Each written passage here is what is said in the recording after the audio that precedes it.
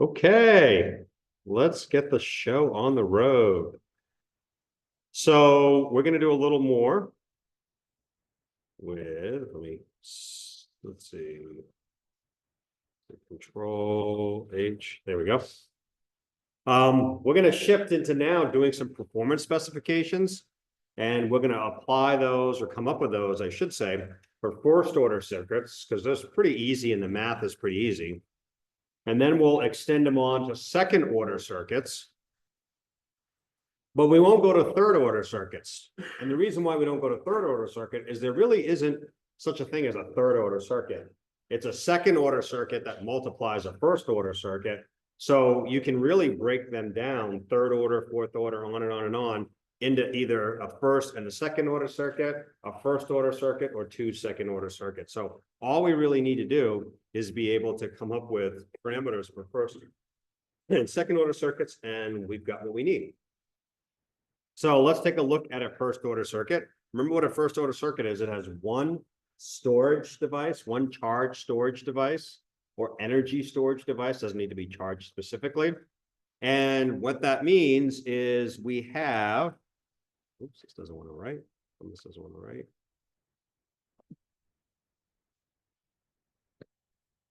I don't know what's going on here. Did this pencil just die? There we go. So it has an e to the minus at, or in the Laplace domain, in the denominator of our transfer function, it has an s over, something that is over s plus a. All right. So if we apply a unit step to get an output, we're going to hit it with any random unit step. So you'll notice the s term ends up over here. And we do our partial fraction expansion. We have a over s plus b over s plus a, which when we take that back to the time domain is going to be equal to a plus b e to the minus alpha t. All right. If we simplify everything and make it so that we end up to unity, all right? And what I mean by that is these two terms are going to be the same, and you're going to divide them out. So this is just like a way of normalizing it. It could be 1, it could be 1 million. It doesn't matter. It just makes it so that we can always compare different circuits and systems to each other. So we just normalize it to 1. And by doing that, we can really simplify our equations quite a bit. So this is going to translate to 1 plus or minus e to the minus alpha t. And you can say, hey, wait a minute, Paul, why do you have the plus here? And that's just because it's a coefficient, right? When we set it up in standard form to do partial fraction expansion, we have an a plus a b. But the b term, if we did the work for it, we would eventually see it's always going to be equal to a -1. If you want to check that, we can actually check that real quick. Let's do a simple RLC, just an RL circuit, or RC. Which do you prefer? RL or RC, or do you care? If this wakes up. Okay, so I'll pick an RC. And let's see. So this in the Laplace domain is R. Whoop. See, that did it again. I don't know why.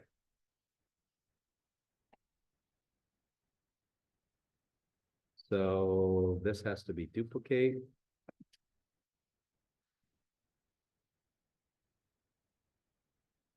Something weird with PowerPoint in my computer.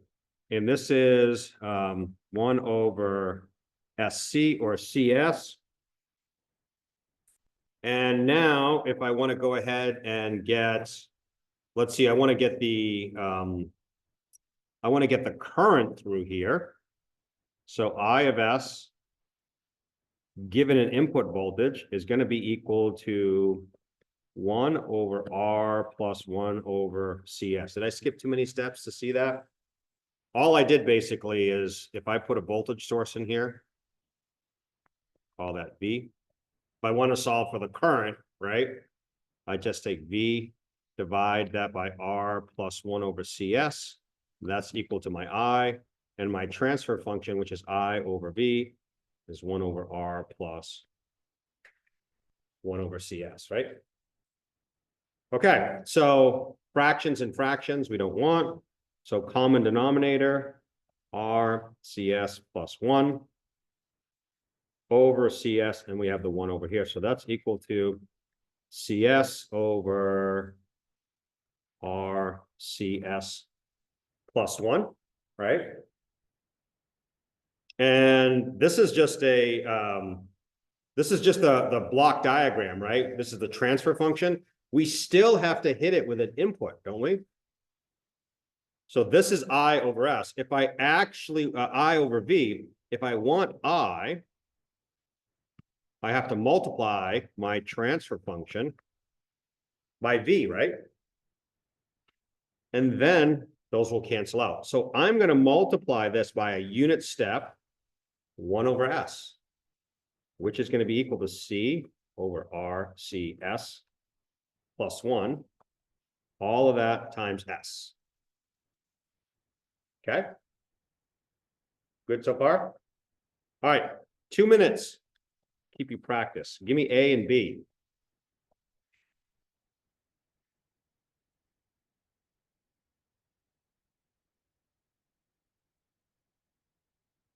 If you don't like that, I can do it this way too. You might be having some heartburn saying, hey, Paul, why do you have it that way? Let's do it this way. This is what we've been typically doing. You can do it the other way, but let's do it this way. Give me A, give me B, please.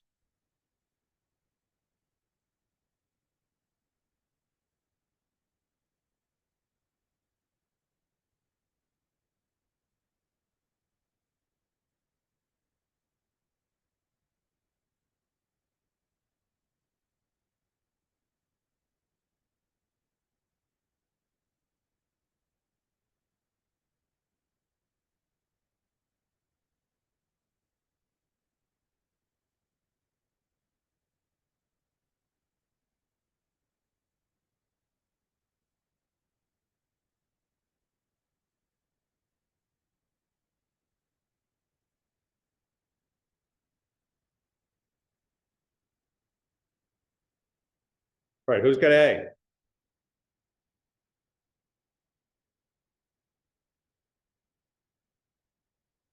Anybody?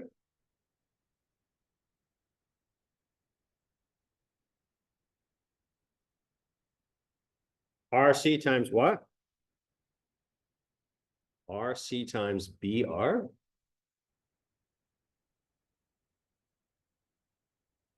This is 1 over R, right?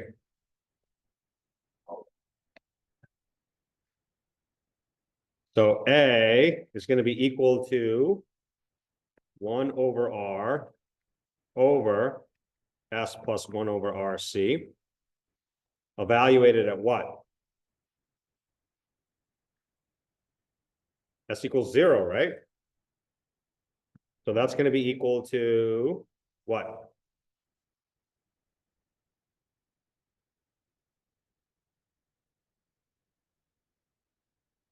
So invert and multiply. Whoops, RC over 1 times 1 over R just equals C, correct? And then B going to be equal to 1 over R over S when S is equal to negative 1 over RC, which is 1 over R all over negative 1 over RC. Invert and multiply. Negative RC over 1 times 1 over R equals negative C. So this is equal to C over S plus negative C over S plus 1 over RC. Remember how we said A and B are going to be this equal to each other, but they're opposite? So going back into the Laplace domain, the time domain, this is going to be C, right? Minus C, e to the minus 1, or T, sorry, over RC. I factor out my C. Buy that for $1. Doesn't that validate what we said is going to be here? We have this term right here. The only thing we said up front is we don't have the C term, but that's the reason we're doing that is because we're normalizing to a value of 1. Okay? But if you can't do the math that quickly, think about what happens in this circuit. This is an RC circuit. What happens in steady state? What happens to the current through the circuit?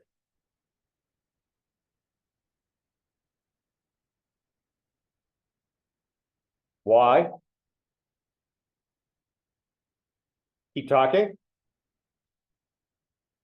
It doesn't go through the capacitor because it's in steady state. Why doesn't it go through the capacitor in steady state? Capacitor is fully charged. So the current goes to 0. So wouldn't it make sense that I is going to go to 0? So don't you have to have something that looks like this? Because in steady state, right? What ends up happening? That current term is going to go away, isn't it? So that's why we end up with something like this, okay? So now we want to go ahead and come up with a way to describe the transient response of the system, okay? And what happens to the system over time. And so what we see is after one time constant, you've achieved 63% of the final value. How do we know that that's true? What's the concept of a time constant? So we know tau is the time constant, right? That's the definition. And instead of writing our expression 1 minus e to the AT, we like to write it as 1 minus e to the minus t over tau, right? Isn't that what you've learned from your circuits and all that stuff from years ago? So where does the time constant concept come from? Well, because when t equals tau, or one time constant, what does 1 minus e to the minus t over tau equal?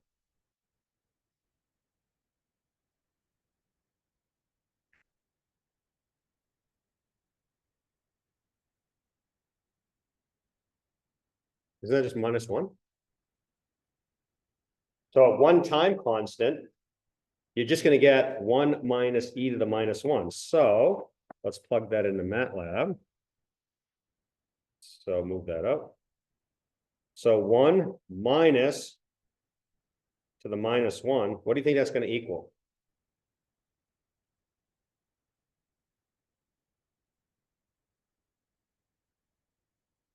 %63, right? It achieves 63% of its final value.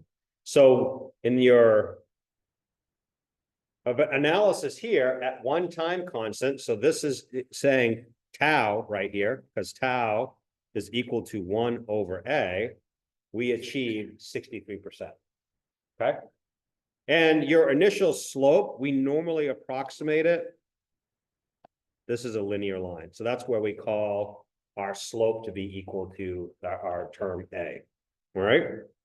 That's our first time constant.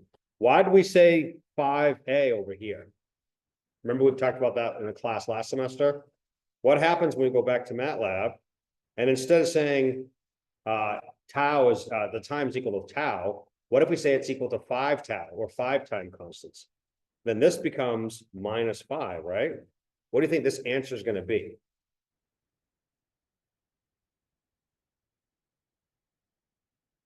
Any guesses?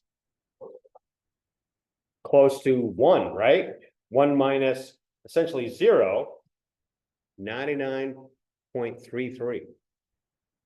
Really close. Some people are okay with you saying, whoops, 3 time constants, because you're 95% of the way there.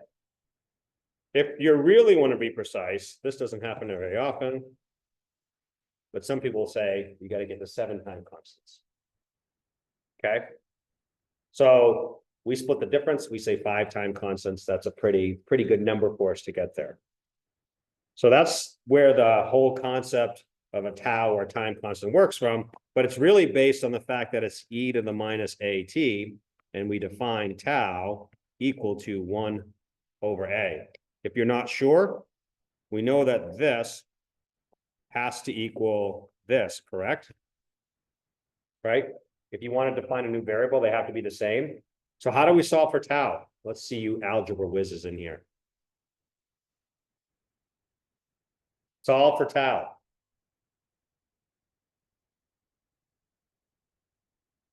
How do you get rid of the e terms? You take the natural log of both sides, right? If I take the natural log of both sides, I have minus at equals minus t over tau, correct? I divide both sides by minus t. A equals 1 over tau, or just algebra to get the tau term, right? They have to be the same, so you can get your tau from there. So we're going to define that term because it's so good. We're going to come up with tau, or time constant. Oftentimes, when we just talk about it circuit analysis, we just talk about the term tau being sufficient. That's our time constant. And that's how long it takes to reach 63% of its final value. This is only for a first order circuit. And our time constant, we just solve for it, right? It's equal to 1 over a. Now, here's the other thing that's interesting. Remember, in the Laplace domain, we have something like that, correct? Which is going to give us a pole out of that location. What is the units of my poles?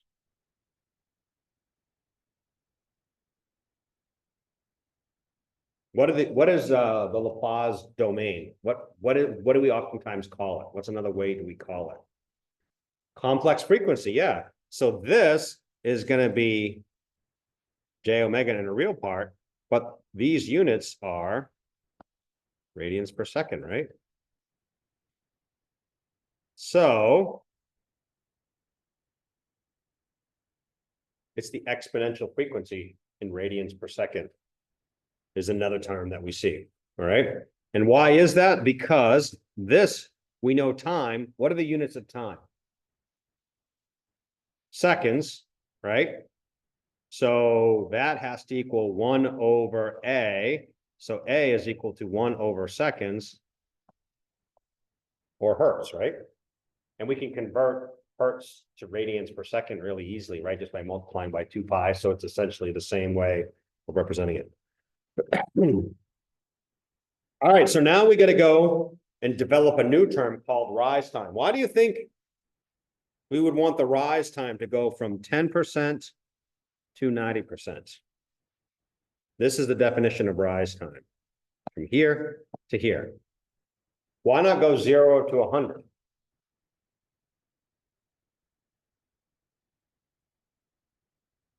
I'm not sure that would be the case, because the system's going to respond the way it responds. Why do we go 10% to 90%? Why not start at 0? Why not go to 100? That's part of it. Most of the changes going on between 10 and 90. The other part of it is we just said when we did e to the minus 7t, right? We got 99.91. What if we did e to the minus 10 million? It would be 99.999999 whatever, but it would never get to 100%. So we can't measure 100% because technically we never get there. And the other thing is, when does 0 start? It's at 0. If I'm watching the output and it's like, okay, this seems like a good enough time to start counting, has the input really been added to the system that you should start counting? It's at 0. You have no way of knowing, right? I don't know unless somebody tells me, hey, start timing now because I just hit it in the input. So because we don't have that information or knowledge necessarily about when the system should start timing, we just say, you know what, we're going to wait until we're about 10%. And then we can't get to 100%. So let's stop it at 90%. So we pick these two, 10 and 90, just because it's really practical to do that. He is correct that that's when most of the timing happens, but there's some practical limitations about picking 0 and 100 or 5 and 95. So let's do some math.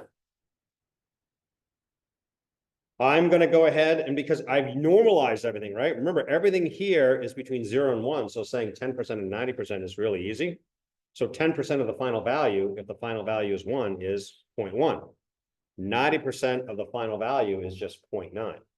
So I can just do algebra over here. Am I doing this algebra too fast? Everybody see the algebra, how to go from here to here?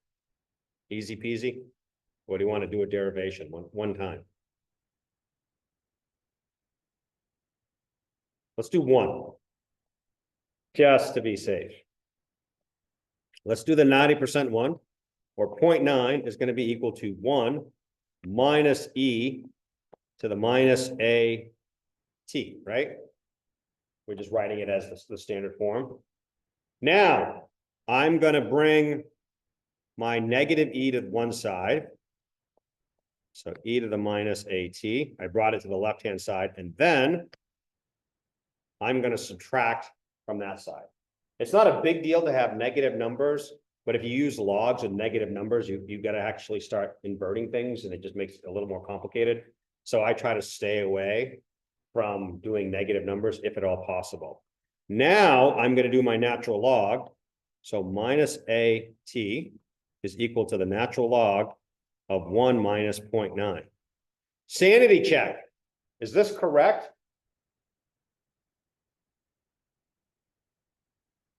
You know that 1 minus 0.9 is less than 1, right?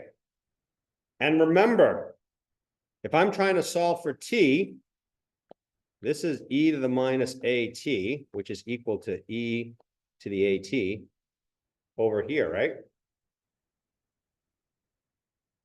So I need that number to be pretty, not small, but I don't want it to be less than, I don't want that number to be a negative number because then I have to invert it over again. So you can sanity check and you can see that you can get a pretty good result. So t now is equal to minus a natural log of 1 minus 0.9, or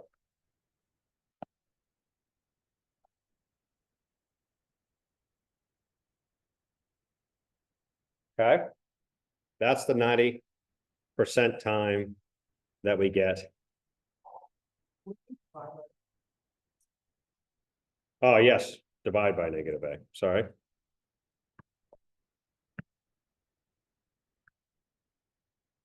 I don't know why I multiplied. The negative is still up here, right? Because it doesn't matter. So it's just negative ln of 0.1 divided by a, which is the same over here. The natural log of 0.1 is 2.31. So you do it for 90%, you do it for 10%, and you subtract the two. So your rise time is just going to be equal to 2.2 divided by whatever your first order term coefficient is. Okay? Questions on that? Just a simple calculation. Why is that important? Why would I bother giving you this? Because what if I wanted some design criteria that said, I want a rise time to be less than 5 seconds? That's going to allow you to pick a value of A, isn't it? And in our RC example, right? If you go all the way back up over here, where we ended up with RC, let's see, A was equal to 1 over RC, correct? Now you know how to calculate a value of A, and you can come up with a combination of R and C that are going to allow you to meet that specification. All right. So instead of just randomly picking values for R and C, you can actually say, I know that my A value has to be at least this, or at most this. And then you can pick your R and your C so that they meet those criteria. So that's a design specification. I got a question, Paul. Yes, go ahead. So what real world application would that have? That, what would you need to calculate A for a device or a system? You could be, if you were in a process control environment and you needed to add, let's say you needed to add some sort of chemical to bring the pH to a certain value. And you know that once you detect that you're out of tolerance for whatever, you've got, let's say, 10 minutes to get your pH in, otherwise you got to throw away the batch or something like that. So you could use it for a practical example like that. It could be even if you're doing something in this, in your senior design project, which is like, I've got to go ahead and I've got to get something above a certain voltage within 5 seconds because I need to trigger some op amp or something like that. So I'm going to set that as a design criteria. So I have a gain block, an RC gain block, that the voltage has to be above that value. And I can go ahead and set the R and the C based on that. So a couple simple basic examples to go for that. That answer your question?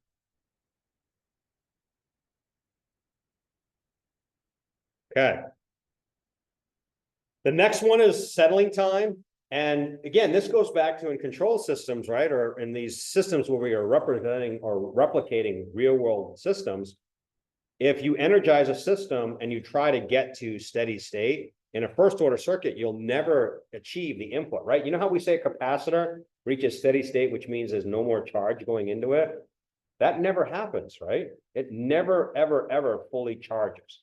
So if you take a capacitor and you put it across a 9-volt battery with a resistor in series with it, that capacitor is always going to be charging for infinity. It's never going to fully charge because you're putting in electrons at such a slow rate that it just doesn't get there. So we can't ever get to 100%. So let's pick a number that is close to 100%.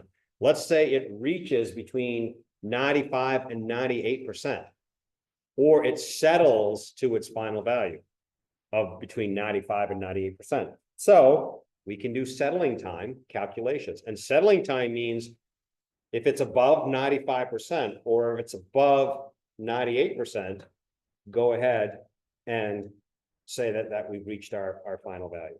So for a first order system, for a 2% settling time, so our normalized value means we're going to be at 0.98. We just go ahead and we set our settling time equal to negative log of 0.98 divided by A. That's close enough to being 4 divided by A. All right, if you take the natural log of 0.98, let me move this up so you can see.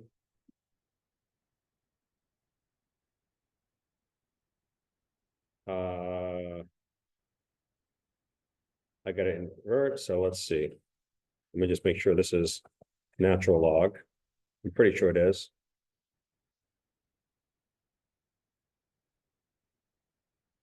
Yes, natural log. So you can see here, we have natural log of 0.98. So 0.02, but when we're dealing with logs, we have to invert. So 1 divided by log of 0.98. Wait a minute, what's going on here? Oh, typo in my notes. Where's my typo?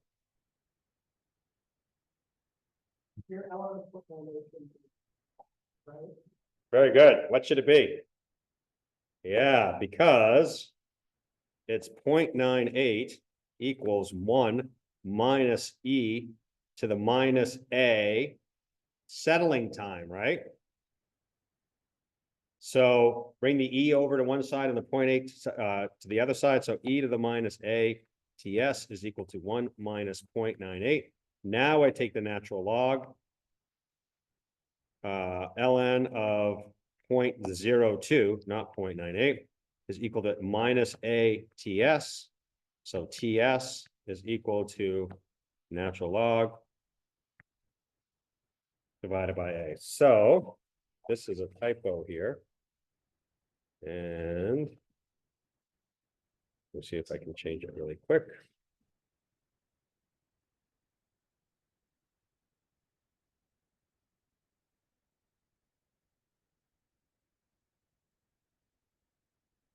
There we go. Now let's do the presentation again. Oh.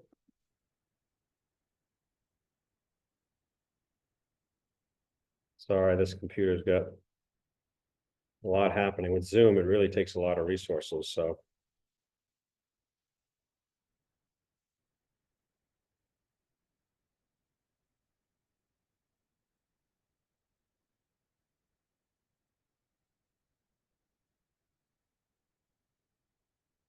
come on, hide. Why aren't you hiding? There we go.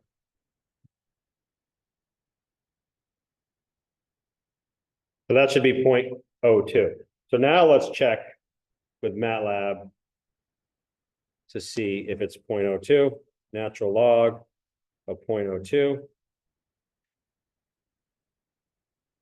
log of 0.02. 3.91, remember there's a negative, but it's not 4, it's 0.391. It's 3.91. So we just round that up to be approximately equal to 4. You can also do the 95%. The only difference is that becomes a 0.05. So that becomes 3. So if you want the settling time to be a 98%, so maybe you may want to append that, you get 4. If you want settling time 95%, it's 3 over A, right? So either one of those, again, would be performance specifications that, depending on the goals of your system, it would be either one of those. So we talked a little bit about this the other day, which is the Pro Tuner. And you can go ahead and you can do some testing on your own. And you can actually see where my steady state value is not 1, it's 0.72. And my time to go through here, I just plot it. But then what I can see is the time that it takes to go to 63% of 0.72 or 0.45 is denoted right here. Okay. So the very first thing you can do is you can see it's taken 0.13 seconds to get to 63%. That's one time constant, right? For a first order circuit, it takes one time constant to get to 63%. So we know that tau is equal to 0.13, which means A is going to be equal to 1 over 1.3. So I've got a box, and I don't know what's inside the box, but if I put it through its paces, I see that it takes 0.13 seconds, which means I don't even care what's inside the box. And I already know what the denominator term looks like. Okay. I already know what that term is. Over here, to get this normalized value, we have to use that K over A term. So we know that, yes, sir? A is going to be frequency. Yep. Yep. So we see that K over A is what we would factor out when we do 1 minus e to the minus t over tau. So that is our normalizing value, if you will. So if we would divide both sides by 0.72, we would get our value. So we know that K over A is going to be equal to 0.72. K is equal to 0.72 times A, which is equal to 0.72 times 1 over 0.13. And then you get 5.54. Is this correct? Is that right? Calculations look okay, but how do you know if it's right? Maybe it's not right. What should you do? Other than go home and have a nice day. How about we check our results? You all are Excel experts. How do I write the Excel spreadsheet to go ahead and do this? Well, first off, we're going to say T, that's our tau. That's going to equal 0.13, right? Close enough. So A is equal to 1 divided by this term, right? So I said 7.7, how about 7.639?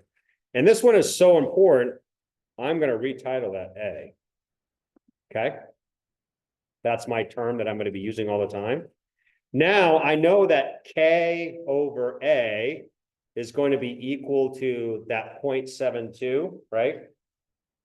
So K over A is equal to 0.72, which means K is equal to 0.72 times A. So my value of K is equal to 0.72 times A. I said 5.54. I got that value there.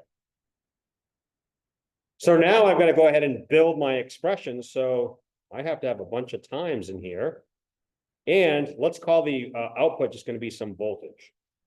So let's say that we want, well, how do we know it achieves steady state? How many time constants does it take to reach steady state? 5.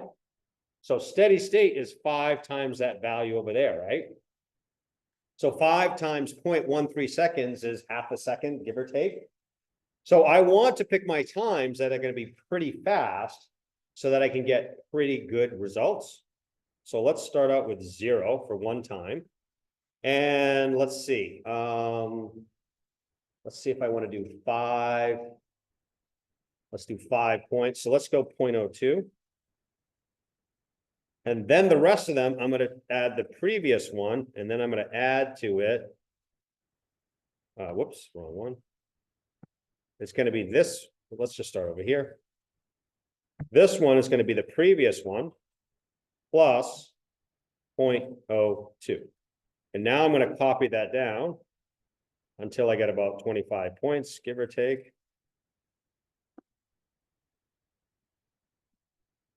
And you can see now that I'm almost at, whoops, 5 time constants, which I think is 0.65. So we'll go a couple more. Now, all I need to do is write my expression for my voltage, which is K over A times 1 minus E to the AT, or minus AT. So this is going to be equal to, and let's just call this K, make it really simple for us. So this is going to be equal to K times 1 minus E to the minus A times T.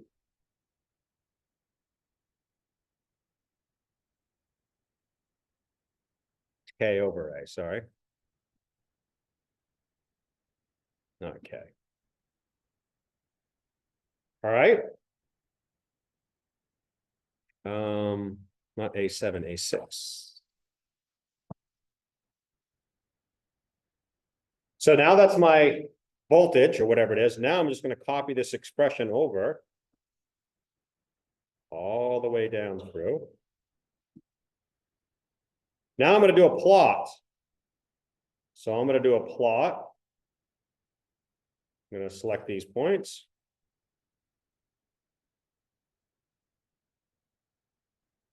And I'm going to insert a scatter plot. Okay. Does that look like that? Let's try it this way. So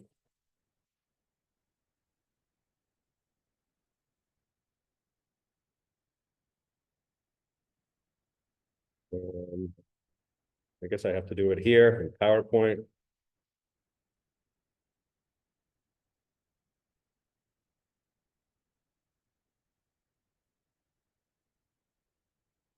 Let's slide this out of the way and give ourselves maximum amount of room.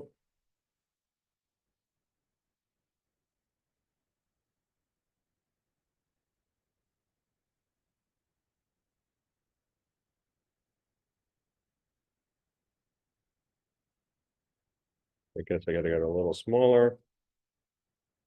Do they look the same? Maybe I can even shrink it down so it's about the same size.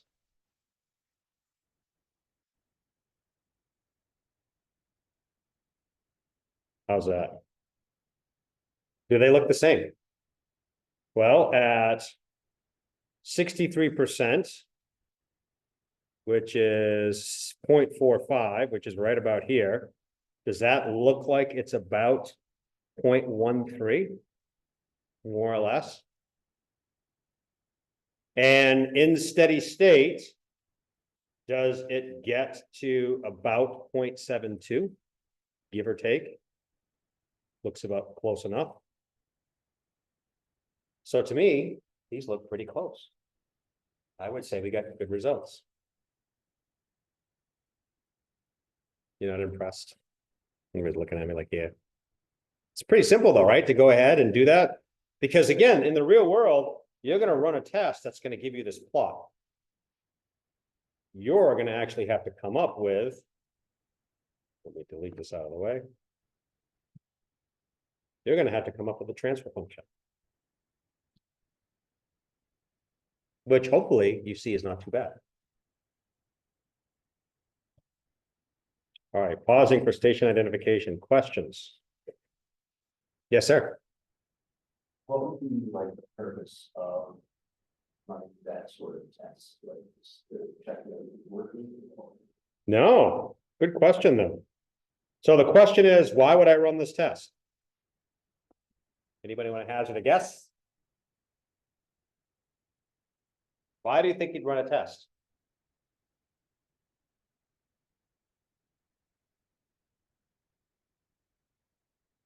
Anybody? What's that? That could be the part of it. Yeah, you're trying to figure out what that is. But more than likely, you have a client who has this old system, doesn't have a lot of drawings or any drawings perhaps, and it's not working the way they expect it to. So they hire you, and you're a PE now, so you can say your company is an engineering company, and they hire you to go out and help them fix whatever's happening. They don't have drawings. You can't open up this container. And if you did open up the container, you wouldn't even know what you're looking at because it's some mechanical system or some, who knows, right? We don't know what it is, but you can't look inside the box because it doesn't make sense to you, right? It's a mechanical system with, I don't know, a cylinder of some sort, and it's got some orifices, and you're not going to start to crack it open because the thing is 50 years old and you crack it open, it's going to leak. It's never going to be working again. So they said, we need to fix this system. It's not working. Can you help? And you say, sure, we can try to optimize a system to figure out what's going on, but I need details of what's inside the system. Sorry, the system's 50 years old and it's a new previous owner and they were mad at us, so they threw out all their stuff. We got nothing. Okay, I can go in and I can test that system, a simple bump test. You're telling me that you get various voltage inputs to the signal and you see how the thing's responding and it doesn't respond the way you expect it to. So let's do a bump test. Let's take the voltage from 1 to 2 or 4 to 5, whatever the voltage needs to be. And we're going to monitor the output. We're just going to have a strip chart recorder, or we're going to have a data acquisition device that's going to be sitting there. And when we start the change in voltage, we're going to monitor the output. And it might take 2 days. Some systems have a really long time constant, but we're going to sit there and monitor that. And then I'm going to come back and I'm going to take this data and I'm going to say, oh, it's just a first order process. So I've got to come up with a block diagram representation of that process. And now I need to go ahead and optimize the system. So I know the rest of the system looks like whatever, but this one weird piece is operating this way. So now I can tweak the rest of my system so that when this block diagram, which I had, again, no knowledge about how it's constructed, otherwise I can take some pictures of it, and I can actually come up with some results. And so a lot of this is because your hands are tied. You don't have any real world documentation, so you're stuck. I can tell you this personally happened to me. I'll show you a picture. I was living in Delaware, actually.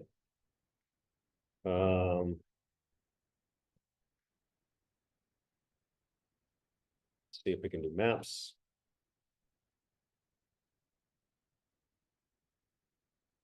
I say New Jersey, it's a bad. I say Delaware, it's a bad thing, but this is the I don't know if how familiar you are with people, but this is the bridge on 295 when you cross. This is the bay. You can see if I zoom out a little bit, you can see it's a Delaware Bay. So if you look over here, this is New Jersey, except this is called Artificial Island. And if this map was up to date, it actually crosses through this artificial island. So this is a nuclear power plant. There's a nuclear power plant station. Let's see if I can change it to pictures. And I was in, I think it was Salem Unit 2. I think I was not in the dome. I think I was in one of these buildings over here. And we were doing, I was doing a control system design for something called a moisture separator reheater. And it's part of a system that in steam cycles, you want to extract as much energy as possible. When nuclear power plants, they're so expensive to build, you put a lot of added stuff in them. And so this moisture separator reheater is a way of getting, more joules or more watts, whatever you want to consider it, out of the specific unit. And one of the things is this plant was built in the early 70s and had no drawings. But when I walked in, this moisture separator reheater was as big as this room. And it's like, we've got to go ahead and optimize this process so that this moisture separator reheater, we're monitoring the temperature and we want the temperature to be under control. So you need to come up with the tuning parameters to figure out how does this system work. And it's like, okay, well, send me some drawings. Like, we don't have anything. We get nothing. So it's like, all right, well, let's do a bump test. We'll emit steam and then we'll see what happens. And then we'll monitor it and then we can adjust the tuning parameters as we go. And so we were just doing it with a data acquisition device and we we're just watching it ramp up. And then we could adjust the tuning so that we could actually come up with a first order process of the moisture separator reheater. So way back 30 years ago, I've got drawings showing a block diagram of moisture separator reheater that was all done based on testing. Yes, sir.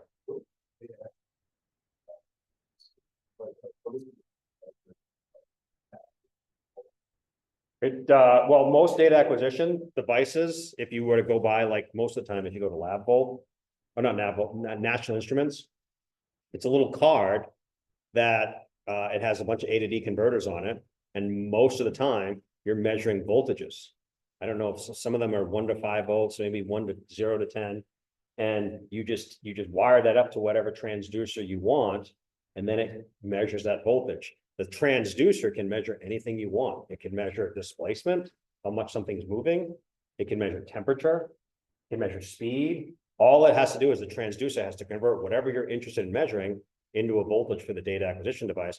And you've got to take your data acquisition device and scale it, saying, okay, 0 to 10 volts corresponds to, let's say, 0 to 5,000 RPM or 0 to 200 degrees. And so in your software, you have to say, here's my scaling factors. And if there's any offset in it, you've got to go ahead and configure it that way. And so that's what a data acquisition device does. It's a really cheap, simple device. If you go to, well, we can take a look. They're really cheap. National Instruments. Let's see, data acquisition device. Oops.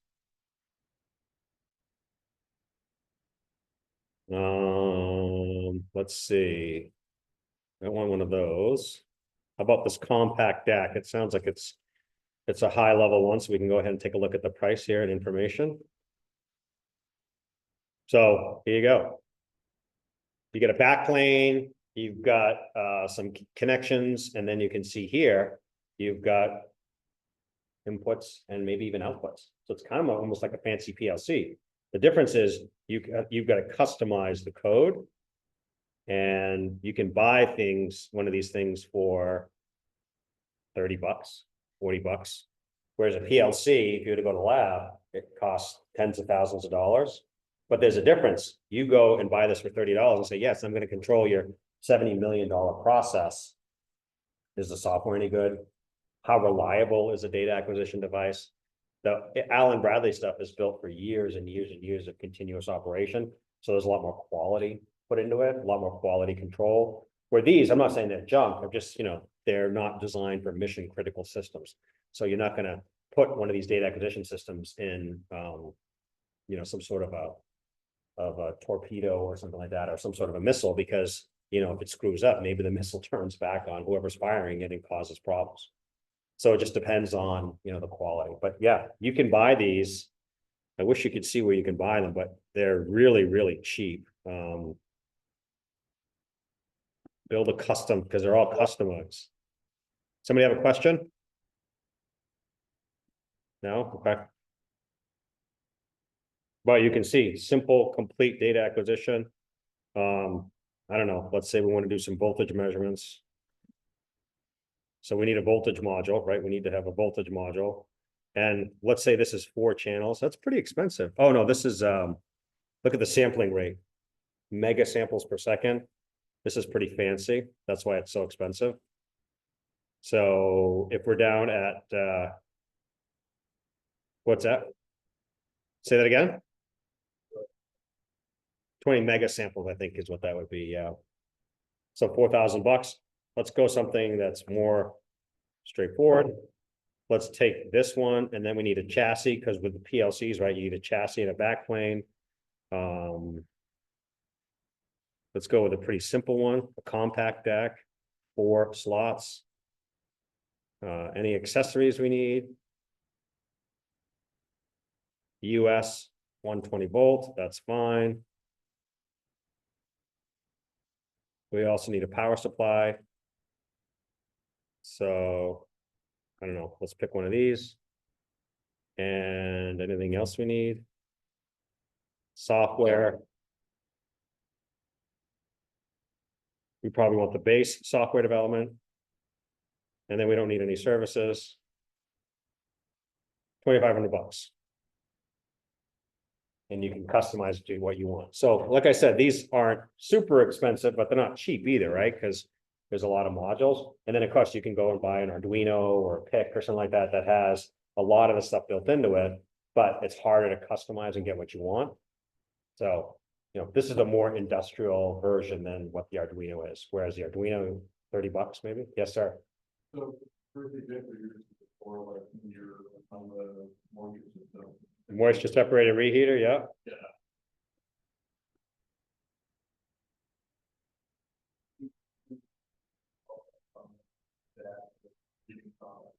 Yep. Assuming you're done actually tuning the moisture film? No. So the moisture separated reheater is all that is. Oops, I put creek, spelled it wrong. But a moisture separated reheater, let me just put this in because Google, I just want to show you. I think Google will actually show the line of demarcation a little bit better. Move this up. Okay.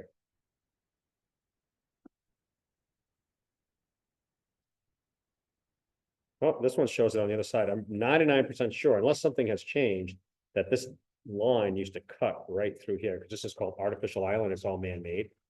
So they built it over here. You can see over here, there's all these, it's basically a swamp. If I take a look at it next to it, you can see it's all swampland.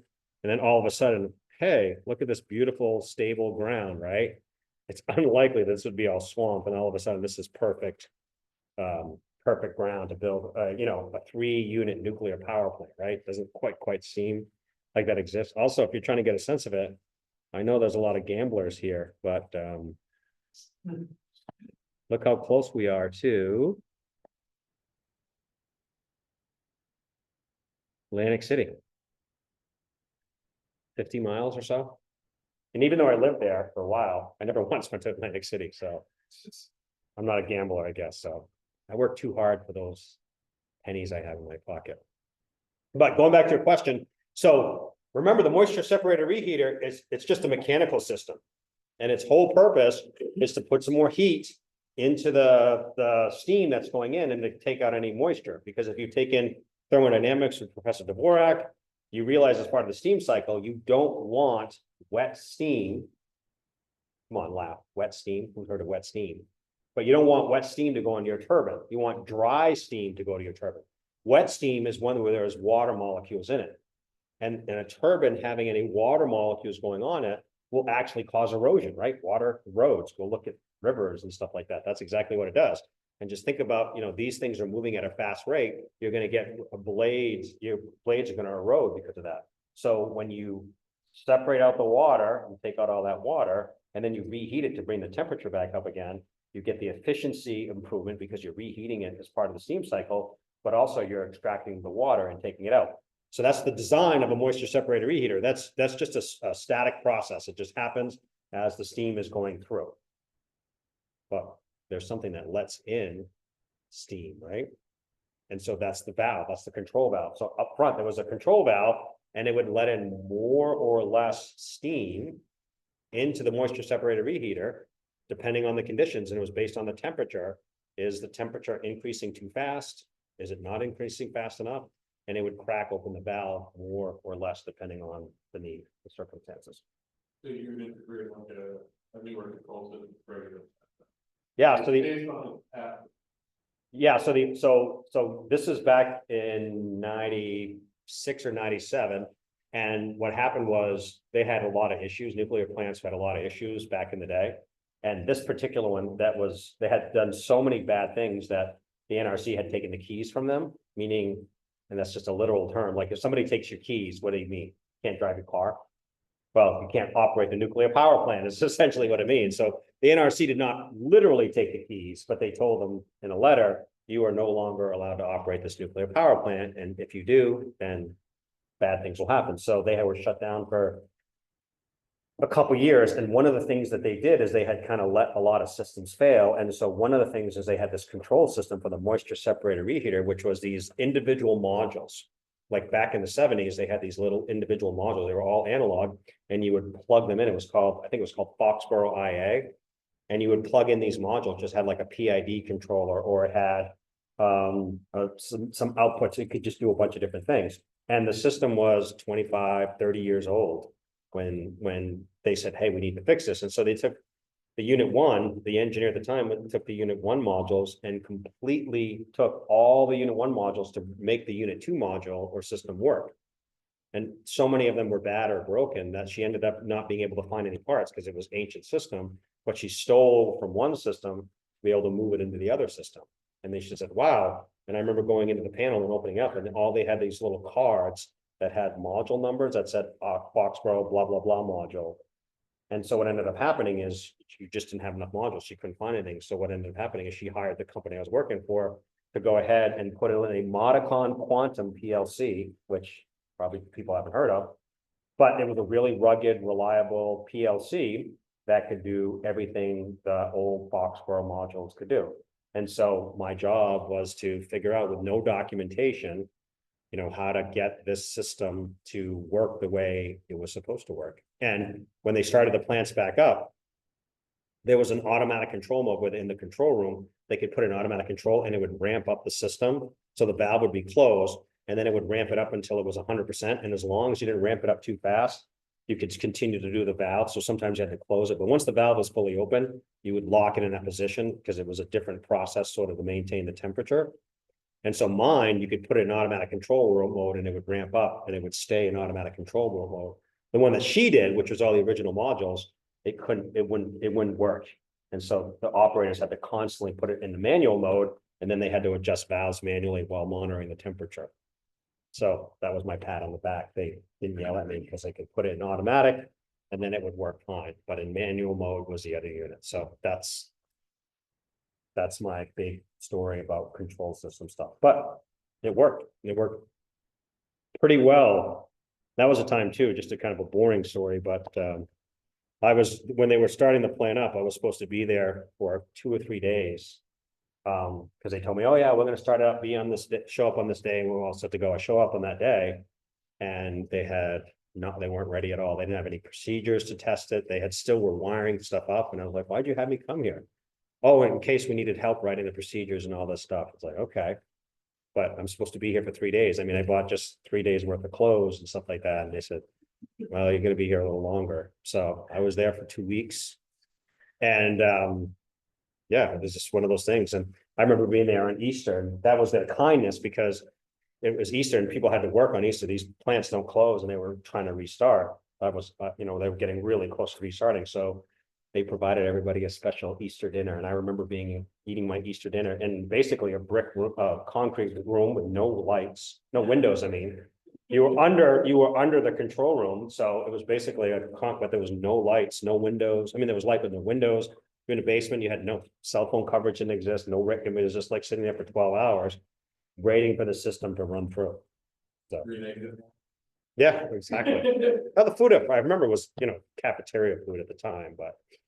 So, yeah, that was my, I think 1997 or 1998 Easter. I was like, well, I guess I'm here, and the company I worked for was appreciative, but they didn't pay for overtime. So I worked, I don't know, 100 something hours, for that whole time, and I never got the overtime. So it's like, well, it is what it is. So, but so I say that a little bit with humor, but that's some of those things that you learn so much from, and you just learn a lot about yourself, which is, I remember sitting there really freaked out, like, okay, they're turning on my system. What if it doesn't do something? What if I miss something? Even though I had tested it and rechecked it and did that so many times, and they're going to flip the switch and see if it's an auto. And you're sitting there like, if this doesn't work, everyone's gonna be looking at me like, what did you do? And, because they were told, this is the other thing too. The NRC said, all right, you can restart, but you can't exceed certain power levels unless you get our approval. And one of those power levels at the time was 50%. And so they were running the plant at 48%. And they were telling me, you better not exceed 2% if this turns on, because if you do, we violate the things of our approvals to move forward. Like, well, why not take it down to 40%? Like, why yell at me? Just give yourself, oh no, you've got to do it because we got to make, we got to make megawatt hours. We got to sell these. So it's like, all right, but it was fine. But I mean, everybody's looking at you, this better not happen. And you don't know, you're just sitting there like, I was just a kid from Maine and getting ready to get yelled at by the VP of, Salem Creek. And it was just like, Salem nuclear plant. I was like, all right, well, that's fine. So anyway, so you do learn a lot about yourself. So sometimes it's good, sometimes it's bad, but those are the hard times too, is when you tell, a lot about yourself. And that's just in general. I mean, you all are like, Caden's a swimmer, right?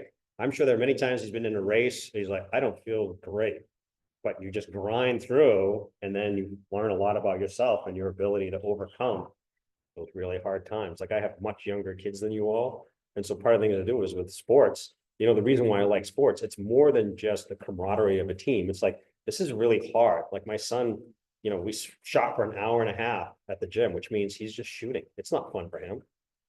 But it's like, this is the grind, so that when you get to the game and that it is fun, you're going to be getting the ball because people trust and believe in you. And if you want to be considered a leader, what is a leader? Somebody who says, do what I do. Yeah, it's basically somebody who says, doesn't even have to say that. They do it. And then the rest of the team says, wow, look how good Caden is or Chris is at whatever. I'm going to do what that person does because look at the success that they have. And so that's a lot of, even in industry, when you work, look at what Leo did in this project. He did such a great job. I am going to ask Leo to mentor me, show me how to do things. And so that's what a leader is. You don't actually have to tell people what to do. You do it, and then they follow along. It's much easier to be a leader of people or manager of people when, hey, got to work all weekend. But I'm going to be there working with you. I'm going to work right alongside you to get this done. I'm not going to ask you to do something that I wouldn't do. Because if my boss tells me you're going to have to work all weekend to get this project out, can't you do it? Why can't you do it? You're getting paid a lot more than I do. It's something that if he doesn't know how to do it or she doesn't know how to do it, okay, that's fine. But if you know how to do it, it's much better to do it. And so as I do some consulting stuff, that's one of the things you learn, which is like, I'll do the crap jobs because I can't ask somebody else to do something that I won't do myself if I can do it. Like the example I said many years ago, I was living in Baltimore And my boss, I was leaving 5 o'clock on a Friday. He's standing in front of a photocopier with stacks of paper. He's pretty much the only one in the office other than me. I'm walking out. I got my briefcase on, my coat. I'm leaving. What are you doing here? Oh, I got to copy this. All right. You want me to stick around and help? Would you really? So we were there for 3 hours, so 8 o'clock. But he didn't ask anybody. But when I offered to help him, that was the thing. And so they wanted to hire me to work there. And the idea was I'm willing to do, to help out, whatever it takes. And so that's just lessons learned for you all too, is especially when you're new in your career, always be willing to take on those extra positions and assignments if you can. Because, and again, I only have this one more example and I'll quit blabbing. I had an office when I lit my first real quote unquote job. I was in Virginia. And I had the window office at the end, and my partner had my office mate had his office right next to the door. And I was working 50 hours a week, and people would come into our office and walk right past him, even though he had no billable work, and come see me and say, "Can you do this project? Can you work on this project?" It's like, he needs work. Go see him. But they would come see me because they were confident that I could get the job done, or I would do what it takes to get it done. I wasn't smarter than him or better looking or any of that stuff. I just, had a reputation. And so as a result, I ended up getting tons and tons of work. So, and why is that important? Because you see what's going on right now in the world of politics, right? A lot of people will be losing their jobs, maybe. So who's going to lose their job last? The ones who are the most valuable of the company. And so people who have the broadest level of skills, who have can-do attitudes, who are willing to work hard and try different things, offer opportunities to help, those people don't get let go. The company closes before those people let go, because to find people like that, it's very tough. And again, I'm not implying that I'm the best. I'm just saying that you just want that perception of all that is. So sorry, we got all over the place. So let's do a little bit of second order system stuff. First order system, easy peasy. Second order system, a little more complicated, because a second order system can be 2 first order systems, or it has to be a second order system. Why does it have to be a second order system? Because of that fella right there. Right? What is under the square root term can be a complex number, or can be a negative number, which means you're going to have a complex number. Which means you can't divide those into 2 real world first order systems. You can certainly have S minus A plus JB, S minus A minus JB, right? But remember, in the time domain, that becomes e to the minus A plus JB times T, right? That doesn't exist in the real world. So even though I can make the math work, that's not going to work for us in the real world. So because of this being complex, I really need to be able to go and analyze second order systems. So here's our quadratic equation. I use slightly different terms. Why didn't I go negative b plus or minus the square root of b squared minus 4ac all over 2a? Because this is always 1 in this class, right? We've always said that highest order S term is always going to be equal to 1. So there's no reason to include an A expression in there multiplying the S squared term. It's just a 1. It's always going to be equal to 1. So it's still the quadratic equation, but using slightly different terms. I don't care if you call it b squared, negative b over 2 or negative a over 2, as long as you understand what's happening. Okay. When I say a system that is undamped, I'm talking about something that is oscillatory, right? And we know if it's oscillatory, it has to have a sine of omega t or a cosine of omega t, right? Remember from our Laplace tables? Well, if we have an e to the minus at over here, that's not a sine wave, that's a damped sine wave, isn't it? Because it starts out like this, and then over time shrinks, doesn't it? Because this e to the minus at, as time increases, that gets to be a smaller and smaller and smaller number. So if I want a perfect sine wave or a perfect cosine wave, that has to go away, right? my e to the minus at always has to be minus 0. How do I make sure e to the minus at becomes e to the minus 0? That has to be equal to 0, doesn't it? Can't have any damping term. So when I do that, if I have a equal to 0, then this term right here becomes, correct? Which is going to become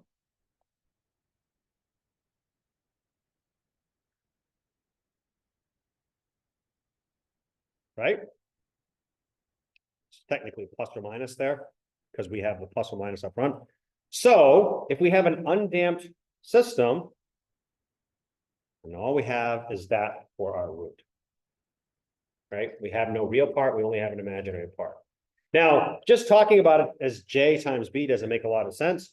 So let's do it in terms of omega, and we'll call that B term our omega sub n, our undamped or our natural frequency. With no damping, your B term is going to be your omega sub n term. Okay? So that is undamped or no damping. We have a cosine wave. If the system is underdamped, then A does not equal 0. So undamped means A is equal to 0. Underdamped means A is not equal to 0. So now our real part is here, and we're going to come up with another term called sigma. And again, we'll see why when we start to look at, when we go back into the little pause domain or time domain, we go that. And because we really want to get a good impression of what's happening, we're going to introduce this damping term, this damping ratio. And it's a goofy signal. I don't know if it's called zeta. Let's just call it zeta.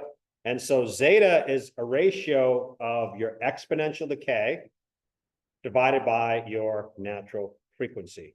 In words, that's what it is. But in actual expressions, we have A over 2 divided by omega sub n, which is going to allow us to solve for that term A, which lives, right? That lives right here. So if we have an underdamped system, we can solve for that term A, which is equal to 2 zeta omega sub n. And so now, instead of writing terms as, just a standard quadratic equation, let's write it in terms of the more practical expressions or terms that we're used to. So B, we already said was equal to omega sub, or B is equal to the square root of, we said our frequency, right, was omega B, was square root of B. So this term is B, so that means we have that. So B over here requires me to have an omega sub n squared. And then I'm going to substitute in my A term right here.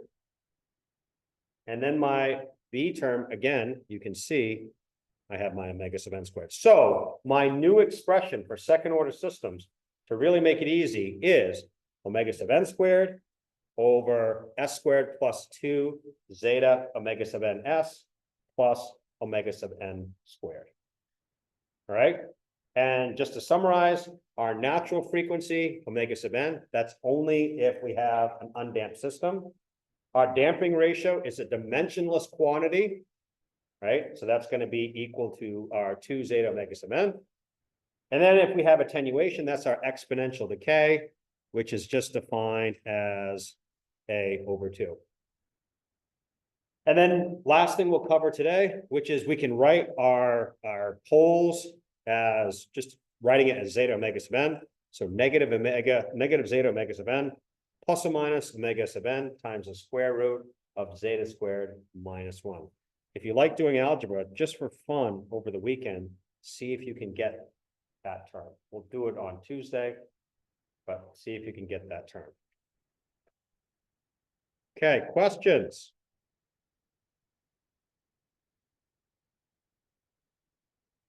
How about TV land? Any questions in TV land, or everybody's working Yeah. diligent? Homework? No? A lot of smiles, but no responses? Okay, I don't have anything else, so With that being said, I think we're just about out of time for class. Have a wonderful day and weekend, y'all, and I will see you all on Tuesday. Take care, everyone. Yeah. Bye.